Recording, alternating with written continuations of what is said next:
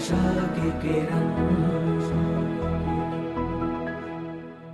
ગૃહસ્થના ધર્મ તે સહુ સુણો થઈ સાવધાન, સ્નાન સંધ્યા જપ હોમ કરી.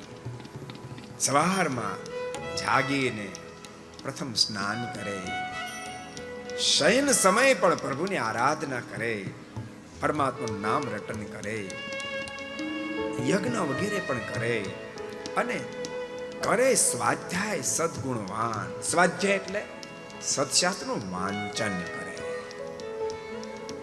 પેપર તો આખી દુનિયા વાંચે છે, સત્શાસ્ત્રનું વાંચન કરે. સત્શાસ્ત્રો ક્યારેક ભક્તો આપણને અદ્ભુત માર્ગ દેખાડશે. ભૂલતાની સત્સંગ, સત્શાસ્ત્ર અને સંતનો સંગ એ મોક્ષની આંખ છે, મોક્ષની આંખ છે. આંખ વિનાનો માણસ ગમે ત્યાં ભટકાઈ જાય, ગમે ત્યાં ભટકાય.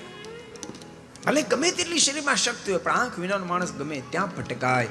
એમ ભૂલતાને જેના જન્મમાં સત્સંગ નથી, સત્શાસ્ત્રનો અભ્યાસ નથી, સંતનો સંગ નથી, એ માણસ પણ ગમે ત્યાં ભટકાય, ગમે ત્યાં ભટકાય.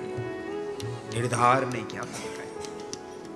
માટે બધાને કહું છું, અહીં બેસ સાંભળાને કહું છું, ઘેરે બેસ સાંભળાને કહું છું, ભગવાનના ભક્તો એવું રાખવું, કોઈ પણ સત્શાસ્ત્ર લેવું, જાજુ ને એક પાનું રોજ વાંચવું, બીજે દી બીજું પાનું, ત્રીજે દી ત્રીજું પાનું, 7 મિનિટ લાગે. કેટલી? 7 મિનિટ. એક પાનું વાંચો એટલે 7 મિનિટ. પછી કોઈને પિકઅપ હોય તો 5 મિનિટ લાગે, અને સ્લો હોય તો 9 મિનિટ લાગે. બસ ફિનિશ.